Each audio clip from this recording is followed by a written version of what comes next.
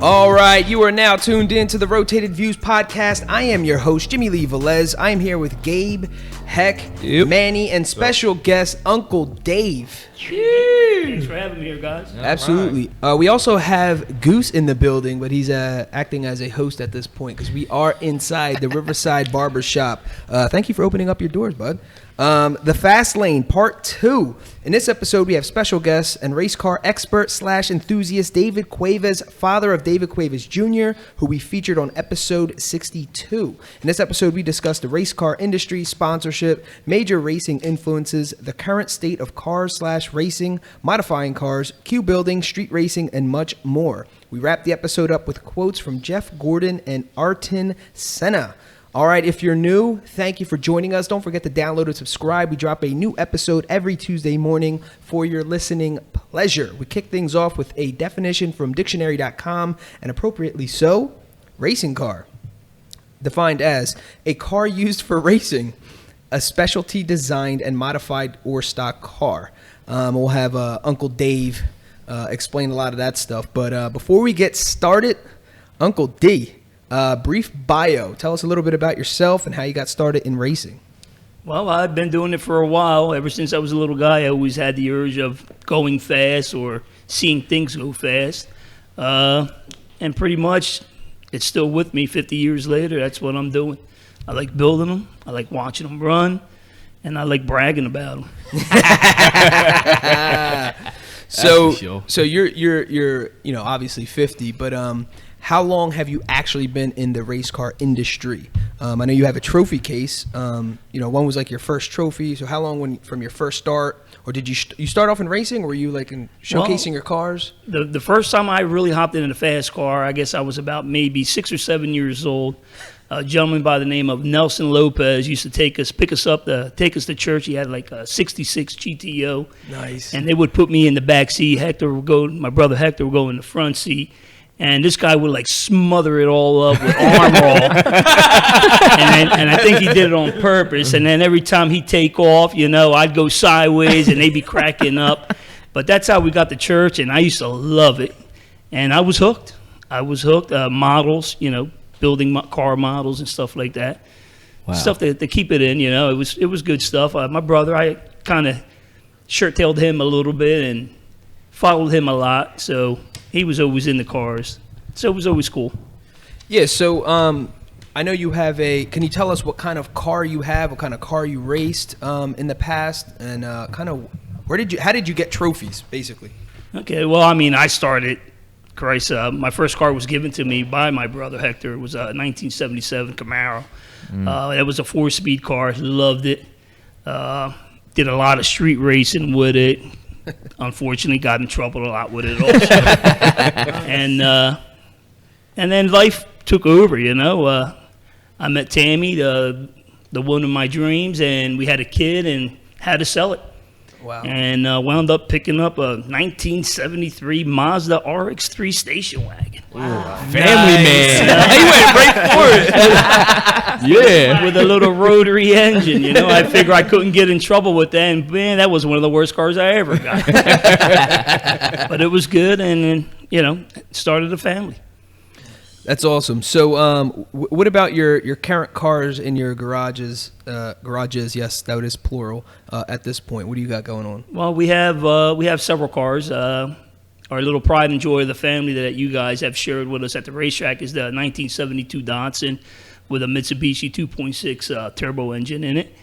And then we have a 1987 it's actually a Starion. I always say Dodge Conquest because people know what that is. They don't know what a Mitsubishi Starion is, but it's definitely a Starion. But it's identical to a Conquest, and that has the Toyota Super engine in it. So that's an all-out tubular chassis drag car. Period. Not street whatsoever. Only what we do in the alleyway.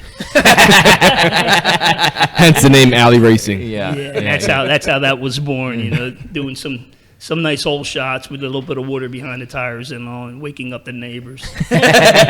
Now, when you call it a dragster, I mean, how many horsepower is this thing pushing out? Well, right now we're busting about, I'm going to say close to 800 horses, and but we're self-tuning. I believe in doing everything in the alleyway. There's big-time racers. They have the money, and they can afford a tuner to come in and put a laptop to it and give you 1,000, 1,200 horsepower at $1,000 a clip. You know what I mean? Right. Anybody can do that. What we're building is what we build in the alleyway and try to keep it in the family. Right. You know, Right. I believe in, that's the fun of it. Right. You know, I don't want to buy somebody else's stuff. Right. Yeah. Right. Right. Yeah, absolutely. What about the Chevelle? And then, well, the Chevelle, that's a little pride and joy, definitely, of everybody, not myself. It was fun building it almost 30 years ago now. Has it been 30 years already? Just about. That's crazy. I figure when I bought that car, it was kind of 1987, 88 maybe, going into the 88. And it's been the pride and joy of our household. You know, that's how people know me. Yeah, they do. I remember as a child being at our grandmom's house and Uncle Dave, bringing the 68 out. Now, I don't know if you want to talk about the modifications or whatever in a bit, but there's a overpass from a train track right where we live in Bristol, and he would take off from Wela's house and just peel out right under that, so it had this crazy echo. Yeah. And just from then on, so we're talking late 80s, early 90s. So I was a kid. I was, 6, probably 4 or 5 years old. Yeah. So it was like, and I remember since then, as Uncle Dave with, crazy cars and doing nutty stuff. But that 68 is still like, anytime I think of Uncle Dave, literally that's the first thing that pops in my head with, and him and his famous, it's the original paint. So I tell everybody that's like my go-to. Like, my uncle got a 68 original paint. They're like, really? It's a so you want to talk about the 68? I mean, what you got done to it? The 68 Chevelle, how that was born was probably a little bit by mistake.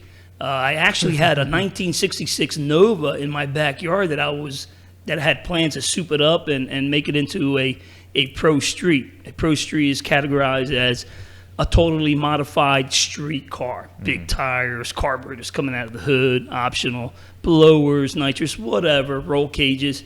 Just, it looks like a full-blown race car, but it's all street. Yeah. And at that time, I was working at Jiffy Lube part-time, and this kid had a 1970 Chevelle convertible.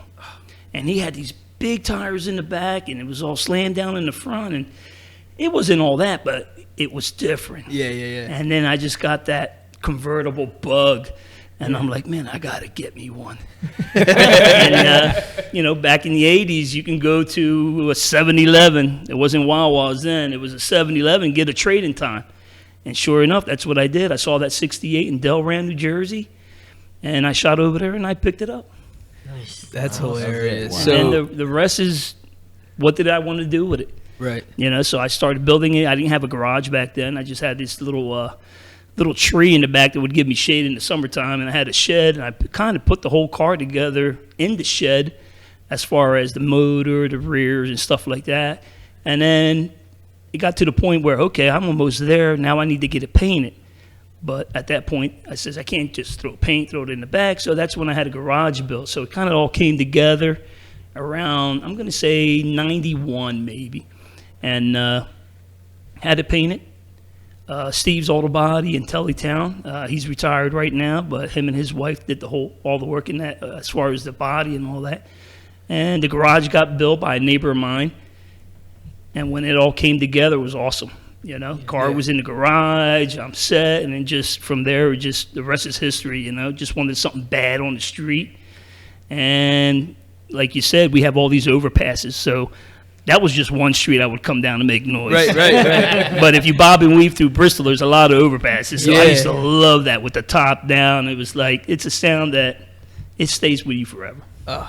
So when you did the trade, how much did that 68 cost? Like, what was the out of pocket? Because you can go try to find a 68 now, rusted holes, and you're talking thousands of dollars. Back then is now, how much was it then at the So time? back in the 80s, I bought a used. It was modified by somebody else as far as the motor wasn't original or nothing like that.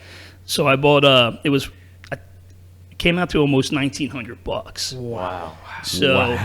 So it kind of all worked out. It had the motor. I already had the motor that I was going to put into the Nova. So I already had most of the foundation. And I wound up selling the motor and the transmission for $1,000 at that time because the stuff was modified and was ready to go to a friend of mine. And he was building a 69 El Camino. So it was kind of perfect. So it was $1,000, but it was still a little basket case, you know. Yeah. Had to put new top, new floors, new quarters, and et cetera, et cetera. Yeah. Wow.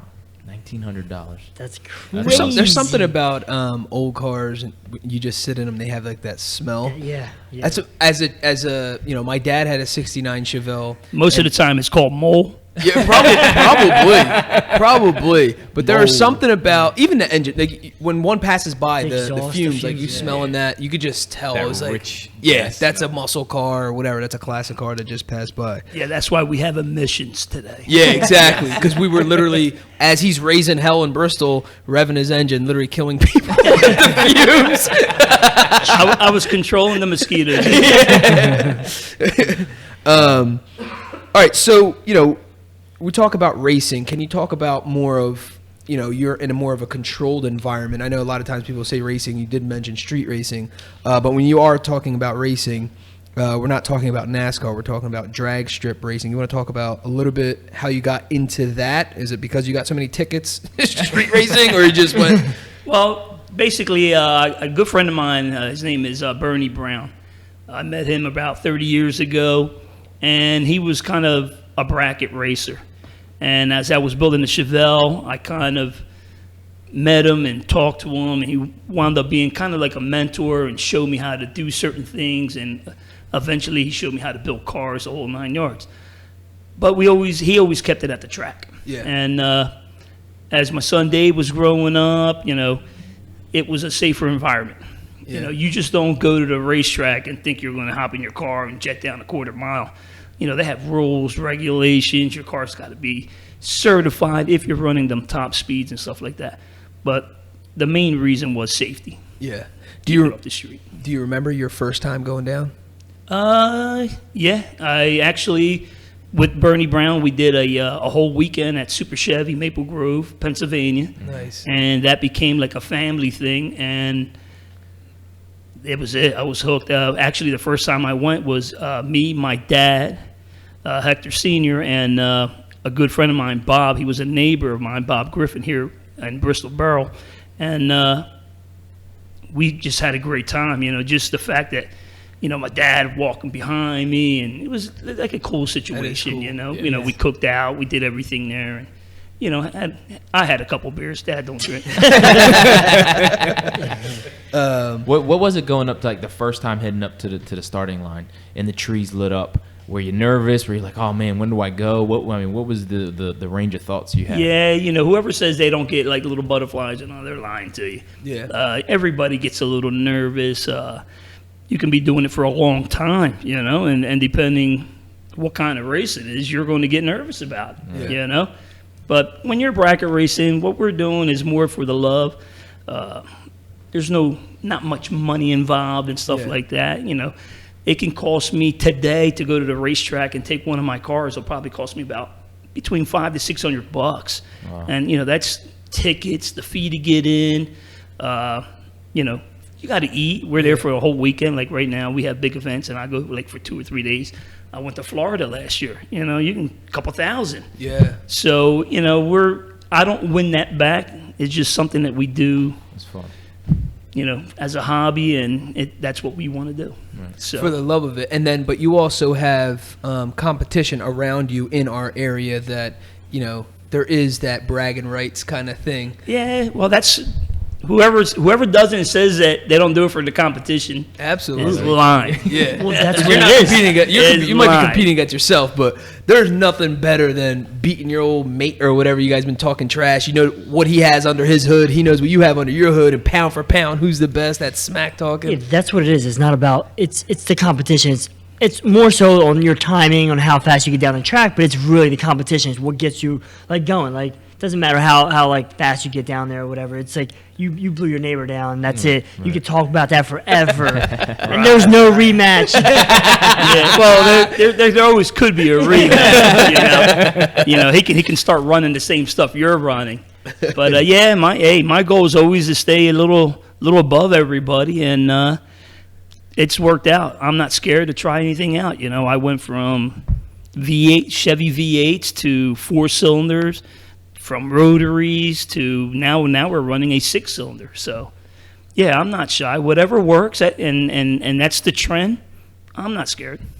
Do you have any plan or level of focus when you go into those weekends and you are racing? Is there any like kind of strategy you guys are like, all right, because at this point your son's the driver, and you're kind of mentoring him, and obviously you're the mechanic of it all. But do you guys talk about it? Do you guys just kind of go out there and let it rip, or can you talk about that a little bit? Yeah, I'm going to say I'm the motivator. I love going to the track, either if I'm racing or not. This past summer was not very good for us as far as racing. The kid got a new job, so it kind of didn't work out. But I spent still weekends at the racetrack. I just love the atmosphere, and I just get fired up watching other people run, or just seeing the fact that the car is running and all that, and even some of my own neighbors and that they do race. I support them, without a doubt. But yeah, little Dave sometimes tells me like, all right, Dad, you need to back off a little bit. He doesn't get nervous as much, but he does. Yeah. He just don't. He tries to keep everybody. He kind of keeps me level-headed. So, yeah. There's definitely, when there's competition, if you ain't got it in your stomach, then you shouldn't be doing it. He said when we had Lil Dave on, he said that you he doesn't even have to do much, because we talked about the smack talking. He's like, nah, that's my dad. My dad does all the smack talking for me. He's like, I kind of just stay to myself, really. He's like, they're all acting crazy and yelling at each other. He's like, I just focus. I just got to get down there, make sure it's under a green light, and I'm good. Yeah, I've gotten better. As far as I used to ride around like a little 3-wheeler, and it would just be me, and I'd see competition, and I would say stuff. But now I moved up to a nice little golf cart, man. Got a little entourage, so when I talk, and everybody laughs, and people kind of get a little bent out of shape. But hey, that's okay. At the light, there's no friends. Yeah. Once you cross that light, and then you shake it off and you shake hands, and the best racer wins all the time. Yeah. Or the best car. Yeah, that's true. So to go back to you and Little Dave racing, what would make you more nervous, you in the car or watching your son in the car? Definitely me in the car. Really? Yeah. It just I love doing it. When I was doing it, it was cool, but I kind of was doing all the wrong things. And what were they? Just partying. Just the day before the race, hanging out. Yeah. You lose focus and stuff like that. And we're talking, 0.000 seconds that can cost you a race. That's how it is when you're bracket racing. So yeah, I would say me, and reflexes have definitely changed. Whoever says they don't, I don't know how John Force does it. I think John Force, like almost 76 years old. He's one of the top, racers in the world. So, but me, I like to party. I like it. Like I said, I get to that racetrack, I'm in a different world. I kind of focus on having the car ready weeks, months prior to a race, and when I get there, that's all we want to do. You don't see me tinkering around. You don't hear me revving it up. The kid might do a fine tuning if he feels he needs something. I leave all that up to him. When we go racing, my job is to give him a car 100%. Yeah. And we've been kind of successful. Good. So I feel like any part of racing, whether it's NASCAR or like you say, the quarter mile drag racing or whatever, I feel like everyone does like the same pre-gaming thing, like hanging out, having like a couple of drinks. When you say party, it's like almost like tailgating and stuff like that before. Yeah. Exactly. So I feel like everyone that's just a thing in like, I don't know, I guess it's like a down south. It's more bigger down there. Like I've been to a couple of NASCAR events, and I kind of pre-game with them before and go into the racetrack and like lost focus. They didn't even know why I was there because I was so. I partied like. Thank God you weren't racing. Yeah. You don't see Jimmy Johnson pounding beers. It's all beers. Everyone's just drinking, having a good time. That's Yeah, what yeah, that's yeah. what it is when he says partying and stuff. Yeah. So, you know, we did mention the track. The track's a big deal to you, and knowing that, you know, we all every once in a while pop up just to show our support, because it's exciting for us. I mean, I love it. And now, as of recently, Uncle Dave invited me to take my son down there, and we did that whole thing. We had a blast. What is it, you know, like to have, you know, your family support, even if you do recall when you're racing, or even when you're, you know, getting pun ready for a race, and you just see like the support and stuff. What's that like? Well, it's just nothing a better feeling than knowing that people support you. Yeah. Period. Yeah. Yeah. Barbershop, your kids, whatever. Yeah. You know, a new job. It's just awesome feeling. Yeah. And that even takes me to a different world, you know. You know, I don't know how many shirts I bought your kid that day. Oh my gosh. Yo. Every concession stand, you got to like extra small. Yeah. Yeah, That's James funny. left out there with some merchandise, boy. That's awesome. Some little model cars, T-shirts. Oh, That's man. great. Uncle Dave definitely spoiled him. It's definitely like an experience that he'll never forget, though. And that's No, I remember absolutely. me going down the track the first time, and it was a whole experience. And that's what, like, obviously our whole family, we're into like cars and stuff like that. Like, but it's like it's that next level, and it's a generation thing now. Like Jim's like the next, he has his son, and Manny they're like their next generation kids. Like bringing them to see Uncle Dave. It's like Uncle Dave's like the legend of the track for us and our family. So it's Well, like, now All right, so switching gears up a little bit, we did talk about, you know, obviously the race car, but can you talk a little bit about modifying cars? What's necessarily legal, what's illegal, and when you do modify a car, how that changes how you can operate at a track? Well, yeah, no, I mean, the faster you go, you get put in different brackets. So it all depends what your wallet allows you. Yeah. You know, you can build a fine bracket car and run 13 seconds, and guess what? There's hundreds, and there's all different kind of bracket races for those people going that fast. So that's basically a showroom car, the way I look at it. You got stock cars today that run, you know, 13 seconds, which is pretty incredible. Yeah, that's crazy. But yeah, it all depends. You know, you're limited, and what you can do. There's most of the cheapest horsepower today has to be nitrous. You know, they call it laughing gas. You put it in a bottle, you put an injector, you put it down your motor, and what that does just makes more oxygen going into a chamber, and you increase your horsepower by hundreds. You know, you can do a 100 shot, you can do a 200 shot, 300 shot. Some people put 4 systems, so they 4 times 4. Sheesh. You know, so whatever your wallet allows, that's what kind you can go. But modifications, you name it. Endless. Some of the biggest things today is turbos. Yeah. You know, that's where the money's at now. You know, you can build a nice motor, a turbo motor. If you do it in Dave's alleyway, you're talking maybe $6,000-$7,000 for a complete motor. Wow. That's nothing compared to Big Boy Racing, Kaneka Racing, Guillermo Racing. These guys build their motors, and you're talking 22, 25, 30 grand. Wow. You know, you can So it spend goes up, yeah. you can spend $18,000 in a transmission. Holy You know, crap. where mine's only $5,000. You Right. know, that's the difference. So you know, there's all kind of modifications out there. Obviously, you couldn't ride that $18,000 transmission in the street. You'll burn it up. It's Yeah. not meant for that. Yeah. You guys got to remember, a quarter mile is a quarter mile. Yeah. Yeah. You It's for know, the after straight that, shot, you yeah. shut it down. She's not going to overheat, the whole 9 yards. So it's 2 different animals. Now, if you build a street car like the Chevelle, okay, so maybe I'm not running the times they're running, but when I go visit them, they're like, wow, that thing is mean. Yeah, And you're yeah. on the street. Yeah, And yeah, it looks like it could kick their you-know-what. Yeah, yeah. So that's so cool, you know? Yeah. So that's the difference, you know? It just, there's all modifications, turbos, nitrous, old school Holley carburetors. It's whatever you can afford, actually. Yeah. I have a question. You started it with a V8, right? You worked yourself into rotary engines. That's exactly what I was thinking. And then you worked yourself into adding a turbo, and then it just kept building. It kept building.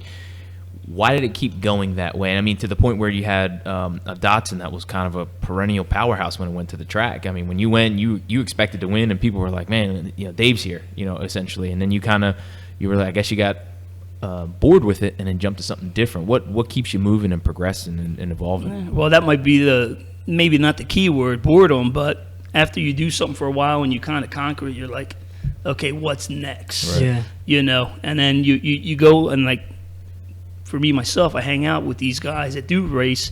It's like, you start getting into them little battles where mine is better than yours, the whole 9 yards. And now I'm saying, okay, but that's okay. I'll be back out next year. I'm going to do something different. Yeah. And I've been lucky. I have a great job. I work like everybody else, 7 to 3 or whatever hours you got, 6-7 days a week. I'm fortunate that I can do it. Right. Everybody at home, I think they're okay, And if they do complain, I only listen to one boss at the house. But other than that, I think that's the whole thing is financially, I can do that. Nice. And I do it because I want to do it. And I don't do it because nobody's telling me this or that. I just like that little edge. Stay on top of the game and don't be scared to do it, man. Life is short. Yeah, because we all know. Just think about this. I think I said this when Pun was on. I was like, just think about when there's something goes wrong in our everyday cars, right? Our daily drivers, when that little light goes off and how much that costs. Now, you can multiply that by basically 10 on a race car just because everything's so specific and some of the stuff's custom. Well, right now, perfect example, the Chevelle's down. Yeah. I gave it to the kid, and he's been driving it like his daily. Well, you can hear him. Yeah, he didn't put it together. Let's put it that way. And he's starting to learn that now. And actually, right now we have the engine at Mike's Pendel Motor Shop, rebuilding the whole bottom end because there wasn't a bearing in that car when we took it apart several weeks ago. Wow. So, I mean, this kid, he puts a hurting on things, and now he's seeing the repercussion. There's financial to that. Yeah. So first started out with the heads. Hey, at least I have a connection where I don't call them my sponsors because I don't have sponsors, but when you take them enough business and then people see what you're doing and you refer them to them, they give me good deals. Yeah. But I've talked to people for sponsorship and it's just conversational, and it's like, really, what are you bringing for me? Yeah. So now if you're bringing like buku bucks and stuff like that, then they might give you a set of gaskets or something. Right. But these parts are expensive to begin with. They can't just give you stuff away. Yeah. So the sponsors, we leave that to the NASCAR guys and the NHRA guys that have people that only do that. Right. Go find money. Right. Stuff like that. But little Dave is seeing now that it's going to cost him $1,200 just to do a bottom end. That's cheap. Wow. Considering we have connections and we know where we can go get parts.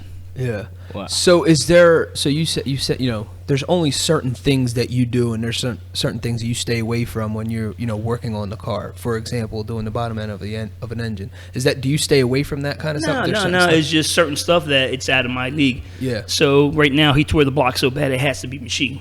Oh, gotcha. So I don't have a full-blown machine shop. I have a couple things that I can do. I can put motors together, the whole 9 yards, to save a couple dollars. But when it comes to machining, line boring a motor to the crank, sending the crank to get balance, these are stuff that are out of your control, but it's like $300 to go balance a crank. And all they're doing is putting on a machine, drilling a little hole, counting the weight, and then they give it back to you. Right. Man. Yeah. It's not a matter of the know-how. It's just a matter of not having the right machine. And I say $300, but $300 to the kind of racing that we're doing, and $300 to like a John Force. I keep using them as an example because he's, he has a machine shop that builds him cranks. Right. So it's two different leagues. Yeah. I know me and you were going back and forth in text messaging, and one of the things you hit on that you wanted to talk about was queue building. I actually have no idea what in the world that is. Me either. Can you explain that? Well, I'm just saying building your own cars, Gotcha. Basically modifying, building something, like right now, perfect example, I'm building a 1965 Nova station wagon. You know, Wow. you guys probably don't even know what that is.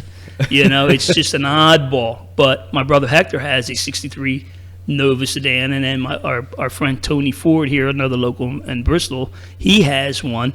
And I says, you know what? Let's make a little Nova club or something. I'm going to build myself a Nova too, since everybody else has one. Yeah. So I'm building a Nova wagon, but I'm just gonna go a little over the top with it. Yeah. You know. Naturally, because you know what they got into it, so you gotta like surpass their level a little bit. Absolutely, bring it on. I mean, my brother's Nova's got this mean ass 427. Big block Chevy, and that thing's probably going to produce over 550 horsepower. Nice. That's awesome. And then we're talking street cars, you know, with no additives or none. And then Tony's building a small block with a blower on it, and he's probably going to be producing around the 500 horsepower for the street. So I got to build a little Nova 6-cylinder turbo motor, and hopefully do 600 horsepower. This guy. Yeah, One-upper. Talk about Tony. I know he had that convertible Nova. That was like we talk about convertibles. Dude, I have a convertible right now, and dude, it just looks so amazing. And he sold it, right? Yeah, he kind of gave it away. Local guy here bought it. It was a 64 Chevy 2 Nova convertible. He put new quarters, new fenders, Is that new the orange one? floors. Yeah. No, this was turquoise. The turquoise one. Okay. Oh, that was He sick. bought a white top, had all the turquoise Yes, interior. nice. Everything was redone, and change of plans. He wanted to go with the blower and needed to sell that car to get the money to Wow. put that together. So he's building a blower motor, and a guy like that, you know, he's going to spend 10 grand because you know, just a standard blower, you didn't even put it on your car yet. It's $4,000, and you didn't even put the accessories on it yet. Sheesh. So he's learning that he maybe should have stayed with that convertible Wow. Yeah. because he's still going to get hurt when he gets on the street. His hysterical. face. That's great. So when you're building these cars, how much do you stay original? Like I know our grandfather has a Ford Falcon, and he kept it pretty original. I'm a guy who likes the original look, the original feel, and then you and my dad kind of change them up. I mean, you talking about cutting out the whole floor and putting one in yourself and changing the chassis up altogether. Yeah, well, Dad has a '62 Ford Falcon, which me and Hector, your dad, we actually put that car together for him. He just picked colors, and we got him involved with the interior and all that. But he's been a Ford Falcon guy, and that was the look he was after. You know, little straight 6-cylinder, and he loves it. You know, that's his little toy right now. Right, that's his hobby. He's always been a car guy. I kind of got a lot of that from him. You know, we always had something tinkering in the garage, and he was always kind of playing around with the cars. So, but I just take it to a different level. You know, I like fat tires. I like chrome. You know, I like stuff sticking out of the hood. I like stuff that when you go by, everybody has to stare at it. Yeah. You know, why be the same? Right. No, I hear you. I don't. So that's the kind of modifications I like, and that's what I do. You know, like I said his name earlier, Bernie Brown. He taught me how to chop cars up, put roll cages, weld, do the whole 9 yards, and haven't stopped. That's kind of incredible. If you see these cars, the convertible is not just like your regular, fit two in the back. I mean, there's literally a roll cage, so there's bars going through the back of the car into the trunk, and you go back there and you're like, this is like a spaceship. You get kind of nervous, and then when you're strapping in like you're about to take off. It's not a regular seatbelt. That when they click in, you're like, you make it as tight as possible. Yeah. Little story about that, Chevelle, in the interior. When I was a kid, I used to hang around the neighborhood guys that were always building cars and stuff like that. And one of them, his name was Junior Size. And he had a little RX-3 and RX-4. He had several cars, and I would always, at the age of 7 or 8, I'd be hanging out with him and helping him, putting transmissions and always giving him a hand. And he would treat me by taking me for a ride. He would ask my mom, hey, I'm going to go down the road. Can I take him? She's like, yeah, just be careful, blah, blah, blah. And one day he was like, we were just sitting there talking. He goes, I owe you one. So he does interior work and stuff like that. And he goes, whenever you get a car, I'm going to hook you up. And I'm like, okay. And then 10 years went by, and You never forgot. I knocked on his door and says, I'm here, and this is what I want. And he did the whole interior in that car. He did all the I have a roll cage in the car, like you said, and he did all the padding for it, the white That's padding, right, which that's right. everybody always looks at that car and like, wow, that looks pretty cool. And then he matched the padding. The padding's white, and he did all the piping on the seats. Yeah, yep. And then normally when you do a Pro Street car, you can't put the back seat in because it's all tire back there. So Right. it's all filled with wheel wells. He custom made a seat. And I mean, you can't put 3 people back there, but you can put one in the center. So Yeah. I could always take take another guess. When you put the top down, they can jump in. So it's pretty cool. But yeah, he's like, well, this really cost me. You really helped me picking the transmission up. And I'm like, well, hey, Did man. the math on that It kind of worked out. That's Well, mind you too, like you do have race cars, but they're not like dirty, greasy. Like, dude, these are like show cars at the same time too. Like, Yeah. you have your car ready for the track, but this thing is like you could eat off the engine bay. Like, Right. it's like immaculate. Like Well, that's that's- not like the common like race car. That contributes to the quality of work we do. Yeah. You know, I just don't want to slap something together and you put it together and it has to look right also. Not so much function right, but just it's got to all look good. And if it all looks good, my theory is that 9 out of 10 times it's probably going to be everything's going to be fine. That's awesome. Run right, whatever. If it's just that's how I am. And you guys have seen some of my competition. You go to the track and you see some of the show they do at the track and revving up and doing all this. And I'm like, man, if you can't bring your car ready at the track, don't bring it. Yeah. Yeah, and that he is true. not lying. I mean, you go to the track. There's literally people they didn't even hit the track yet. They didn't even race yet. They didn't even do a pass yet. And these dudes are under the hood, literally working, tinkering around. Lord knows what they're doing. Some of these guys, I don't even think they know what they're doing. Well, you could speak to that. There's definitely people who don't know. That would be like me going out there and trying to race Uncle Dave. I mean, it made no sense. But we saw people get hurt. Yeah, Hurt their driver. I mean, just messing around or Yeah, showing that's- off. I don't and- know if you guys were Yeah. there on Yeah, that one when- explosion. The, Yeah, the we were rotary there. went to he was Yeah. putting a car to no limit, and what sucked, he put a lot of people in the area to harm's way. Like my At parents risk. were there, Yeah. and like my mom's not want to go to the track, but since we're all about it, like it's a family thing, she came down.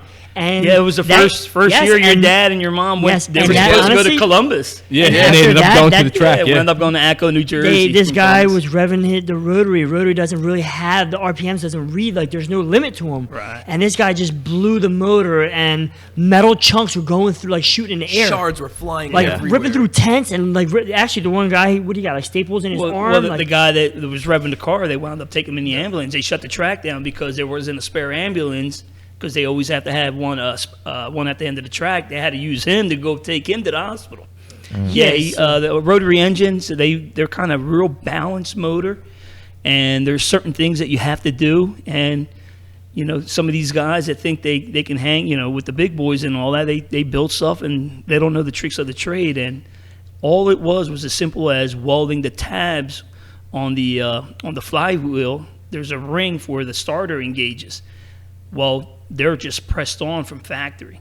yeah. But when you're building a car and now you're revving at 9,000, 10,000, 11,000 RPM that these rotaries go to, Crazy. that ring came off, and when it came off, it shredded the transmission right in half from the car. But all those parts flew Spinning, yeah. I mean, that was like unbelievable. 50 to 70 feet away from was- where everybody was at. Unbelievable. And cut a hole in the hood, and the hood was up. yeah. So that's how Break through massive a it hood, was. metal, right? Yeah. Can you talk about the time that I think you were in the car when La Zapita blew up? Oh, actually, that was my partner, Junior Size. We wound up, I wound up being partners with him. We built a little Toyota Starlet with him, and we chopped it all up, and we did the same thing, put a rotary engine in it with a big carburetor, a lot of nitrous, and he was going down the track, and the clutch was out of vibration, and the clutch actually shook to death until it just blew apart. apart. And it literally blew the top part of his shoes off. Yeah. And that's how close it was for him not Holy chopping his whole smokes. foot apart. Wow. We had people when the track officials brought us back around to the pits. People started bringing parts and putting my in front of the God, car. So I went and got a little box, and by the end of the race, almost we could put that whole clutch together. Yo. I It was remember. amazing. I remember that because I was watching him go, And correct me if I'm wrong, this was kind of the last time for this motor. You guys had already talked, like, this is kind of the last time it's going to make a pass. It almost like she knew she was going to go, so she was going to blow on you guys. Yeah, we had plans already to put a turbo motor in it, and that was already in the works. And actually, we actually had it all already. And it sentimental, I guess, she got, I always, sapita is like, it's a female frog in Spanish. That's how you would translate it. So I always address her as she, got a little temperamental with us. So, whatever happened, specifically during that moment, but just speaking in general, what's one of the worst things a race car driver can do in making a pass or actually competing? Well, most of the time it's probably not the driver. It's some type of car failure. Seen a lot of accidents. We've blown several motors because, like, live and learn. Can't do that no more. And we've had a couple accidents, but, depending the driver, his skill and all, which we've had them, we've blown motors, and we've been all over that track except next to the wall. And then last year, my cousin, he was racing, and his back tire blew out. The rubber wrapped around, shot him to the wall, and he flipped over like 10 times. He's lucky to be alive. Wow. So there's just basically hang on, and what you're doing is counting on all your safety equipment to work. Yeah. And that's what they certify. So it's like I said, you just don't go to the racetrack, and if you run a certain time, you have to be qualified, certified, and then approved. So, going through that approval process, at what point do you have to have a parachute? Anything over 150 miles an hour. Gotcha. Don't matter. And wheelie bars? Wheelie bars is an option. That's totally a head mechanic's call. Preference. Gotcha. So if the car is going to go up, you better put wheelie bars on, or else you're going to have no bumper. Yeah. And the problem when you do wheelies is that when you come down, it's very hard on the front end. And most of the cars are like low profile. You're usually taking an oil pan out. When you take an oil pan out, it pushes up, you lose your oil pump, and you wipe your motor out. Jeez. So, there's all kind of different stuff. But, the safety stuff as far as, like wheelie bars is kind of a safety thing, but it's not obligated. So have you ever red lighted? Oh, we asked your son. We asked obviously Lil Dave's our cousin, but for the listeners, we asked. I don't know if you guys remember. If you don't, go back to episode 62, and we asked him that how does that feel? Because and I'm going to ask you this. There's so much prep. There's so much time, investment, money, everything. Your family's out there watching. Man, you can't. I'm getting the chills just talking about it because there's so much excitement. Yeah. Tam yelling. Just so much going on. And you red light. Yeah. What is that feeling like? Yeah, that's why I don't do it. And that's why I drink. So when I watch him do it, it doesn't really faze me. But I'll be honest with you, I can't remember the last time Dave red lighted. In all honesty, I really can't. Me and him, when I was doing the Mississippi Chevys, I did it for 10 years straight.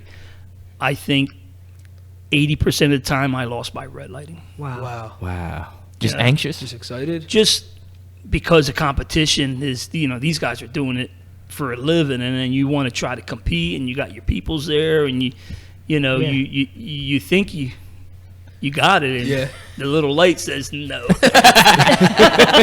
Can you talk to the people, like, there's red lighting, right? And in bracket racing, you can race anybody, right? But it's matched up on times. Yeah, so bracket racing is like handicap bowling.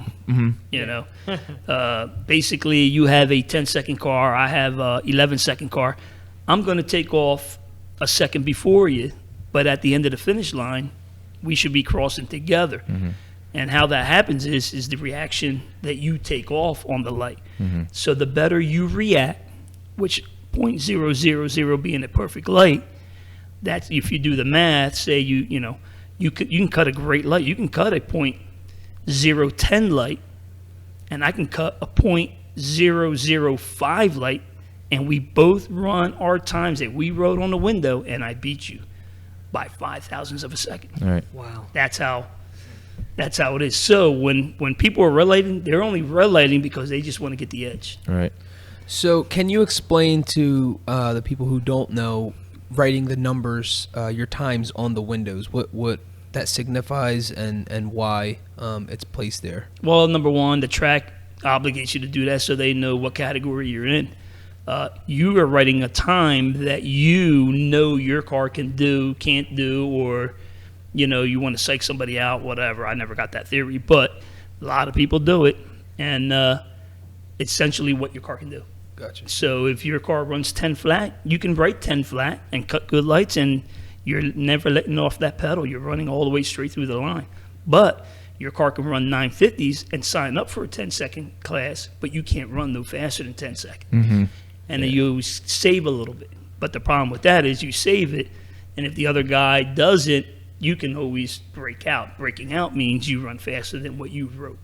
So what you write is what you have to run. So how much thought do you, like, is that the most, I mean, that's got to be the hardest decision of the weekend. It's like, man, how do you feel? How do you asking Dave, I'm sure, how's she feel? What do you think we should run? Well, no, that all comes, we know what we're going to run. Well, we know what area we're going to be running.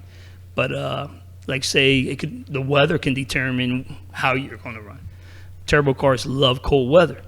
So, I can't go to the track and say, okay, I'm going to run that 8 seconds flat. It's hot out, and it's hard to tune a car because you can't get enough air into the car, so your car runs an 810. How do you know that? Well, before you go to an event, they give you 3 time shots, and then you kind of tune your car to the weather at that time, which doesn't really necessarily mean much, considering it could be raining or about to rain Saturday and then be beautiful Sunday. Right. Yeah. So, but you have an idea.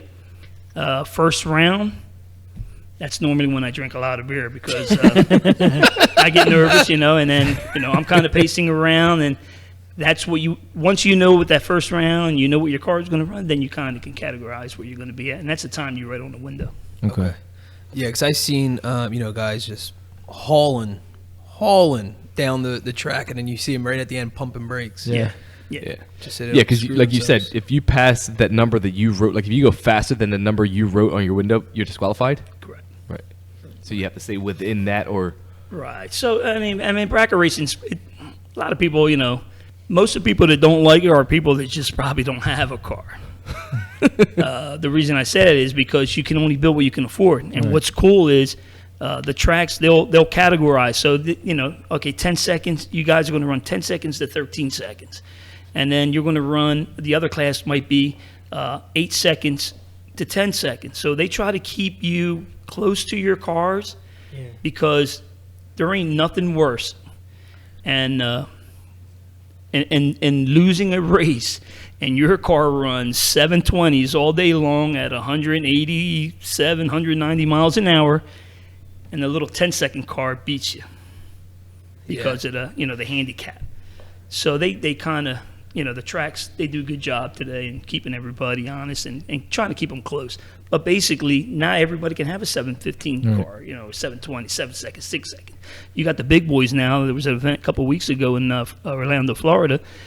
You had the fastest side-by-side sport compact race. They both ran 580s, 83, 87. Oh, my gosh. That's the fastest ever for a sport compact car. So it just tells you, Now, how many cylinders technology. is that? They're both were running 6 cylinders. 6 cylinders. So wait, what was going on time? What was the fastest car you've ever built? The fastest time you've done? Which would be the Conquest now. Our time was 803 at 169.5 miles an hour.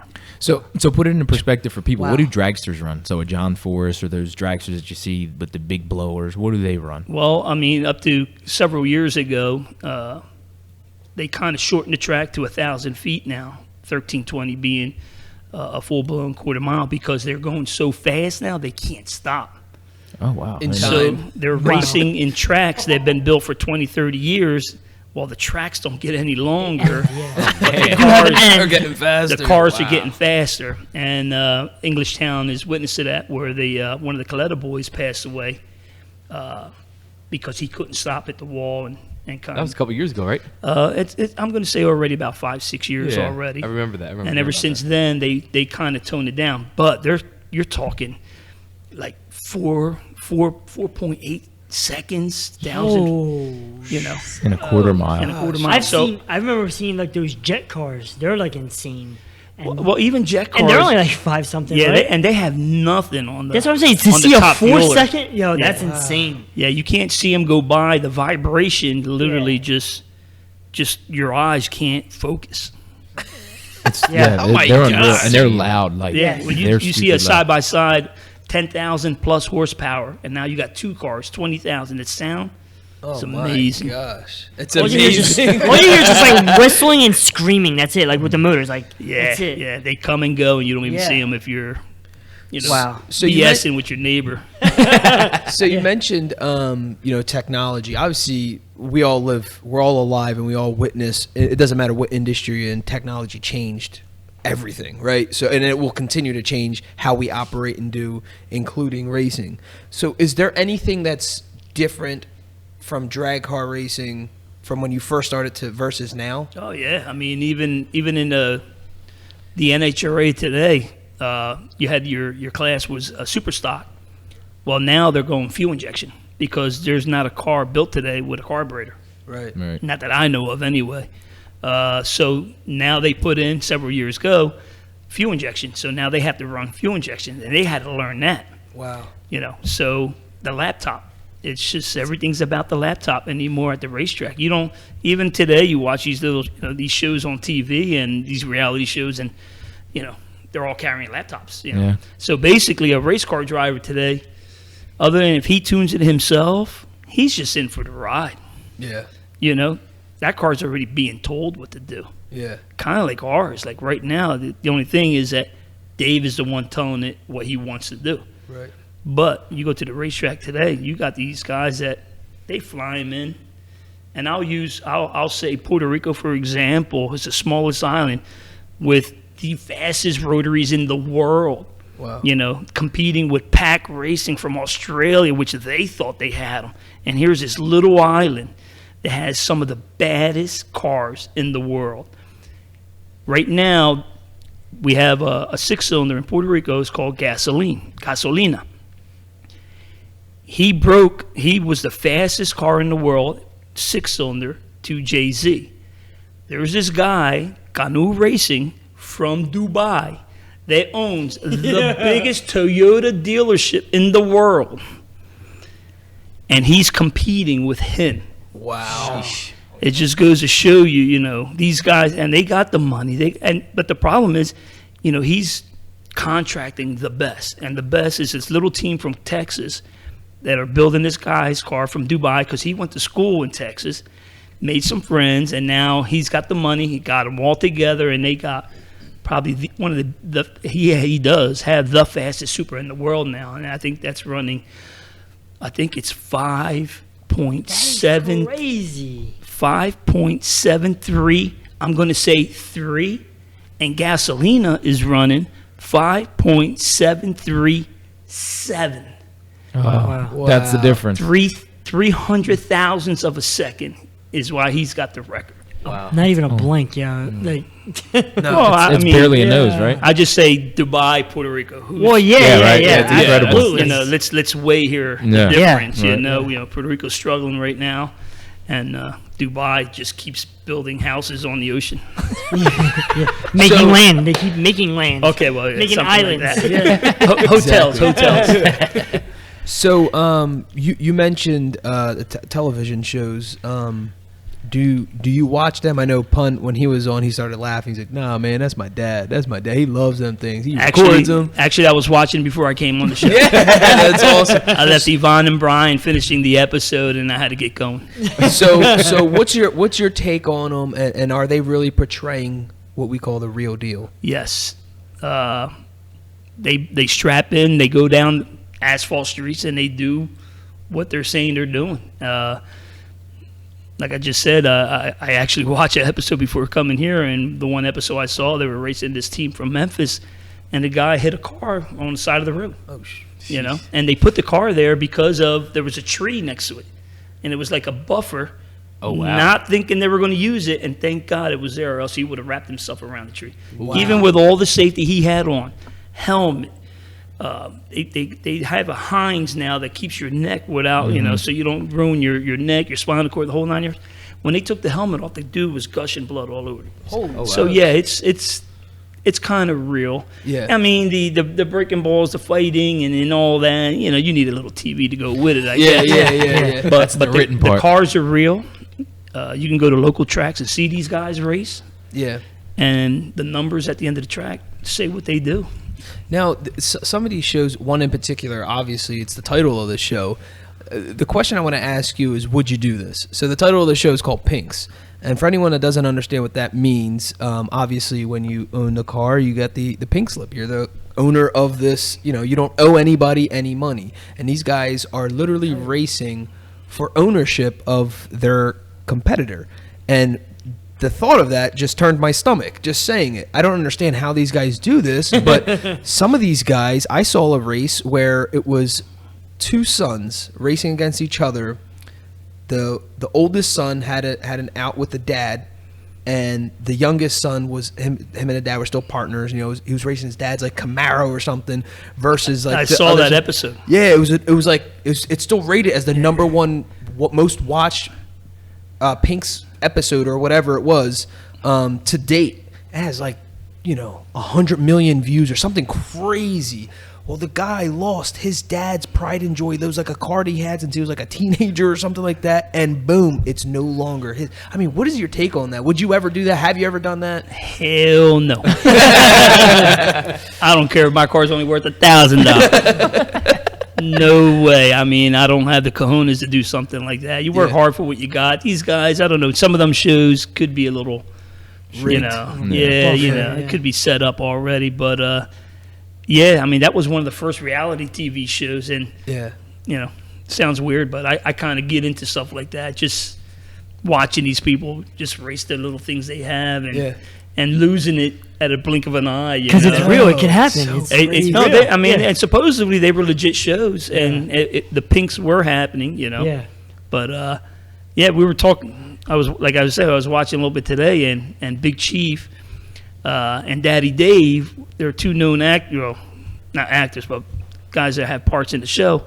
They came out on Pinks, and they had a little Honda back in the day. And what's funny is they can't stand imports on the show today. That's hilarious. Wow. They had hilarious. imports. They did an episode where they raced some of the guys from Florida, all imports, and they kind of mopped the floors up with us because they know the street. These are track cars, street cars, two different animals. Yeah. But it's just funny the way they were talking back then.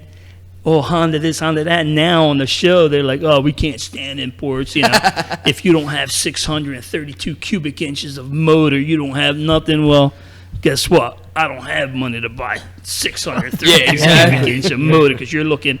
I went to a shop when I got my my motor done on my race car. Davis Racing out of Pottstown. He's very known. This guy's like big bucks, and he's building these little 6-cylinders because he sees the potential in them. But we're sitting there, and there's this motor. To me, it was like a magic Christmas tree. We're in the season, But let me tell you something. This motor was the biggest motor I ever saw. It was like 600 and something humongous cubic inch, had 5 stages of nitrous, and it was just like one big ball of aluminum. Holy smokes. And it was worth $110,000. Wow. Just the motor. And what kind he of car just would that sold go in? it. It could go in any car that can fit it. Fit it because it's huge. And it'd be a custom chassis or something like that. But he was just freshening it up because the guy had just sold it after driving it for about 4 or 5 years. So Wow. that's the difference. These guys got cubic inch. There's some people might say, just because you're bigger than me, you're better. Yeah. Yes, it does. All right. So at the end of the day, who's a better race car driver, you or your son? Absolutely me. You hear that, D? Yeah. You hear that? Calling you out. So there you have it. My first W was 1997. Yep. I was running La Sapita, and I went 14 rounds 14 rounds. to win. Wow. Yes. Right? And then I won, and then they had King of the Hill back in the day. Yes, I sir. had the 3 winners. There was 3 different brackets. Had to race each other to get King of the Hill. and I won that. Nice. And the track stiffed me for $100. I'll never forget that. Yeah. They wound up firing the guy, so I didn't get my money. So that's a perfect transition because my last question was, what's it like to win it all? It's a great feeling. Yeah. You guys, I'm sure you guys witnessed it. Yeah. You know, it's absolutely. awesome. You know, you're winning at the end of the night from like, you know, you start a day 6 o'clock in the morning, getting up, showering up, getting ready, hit to the track, wait 2-3 hours in line to park, and then you know you get in and the atmosphere and you're getting into it, and it's only 1 o'clock. Yeah. And we just started racing, Yeah. you know, Yeah. and now 6 o'clock and we're like 4 rounds in and we're winning and everybody's like, okay, getting the Feeling second the buzz, win, yeah. and then now it's like 10 o'clock at night. Yeah. 11 o'clock. I think maybe the one time that you guys were there, I think it was like maybe Late. 11 o'clock. Yeah, It yeah, was late. Crazy And we late. won, you know? Yeah, it it's was crazy. like, and just watching him get out of the car, and he was all like, we got it, Pop. You know, I was like, yes, you did, kid. Yes, you did. And then you look around, you know, I got my sister-in-law there, Terry, my brother, Yeah. and all you got, it's just, this is crazy. why we do it. Yeah. You know, and I, that's why- I couldn't imagine, dude. I know how I get so pumped up and I'm going bananas in my own little head. I couldn't imagine like actual being the race car driver or the person who built the car. Like Yeah. Yeah, you're in your that's- own world. that's It's awesome. It's good bragging, good bragging rights. That's it. Nigga boils down to the smack talking. I love it. All right, so there you have it, folks. We will wrap this up with a quote by Jeff Gordon. I think fear is what keeps us from going over the edge. I mean, as a race car driver, I don't think what makes a good race car driver is a fearless person. I think it's somebody that's comfortable being behind the wheel of something that's somewhat out of control. True. And the last one is by Ayrton Senna. When you are fitted in a racing car and you race to win, second or third place is not enough. So there you have it, folks. The Fastlane Part 2. In this episode, we had special guest and race car expert / enthusiast David Cuevas, father of David Cuevas Jr., who we featured on episode 62. In this episode, we discussed the race car industry, sponsorship, major racing influences, the current state of race cars and racing, modifying cars, including queue building, street racing, and much more. We wrapped the episode up with quotes from Jeff Gordon and Ayrton Senna.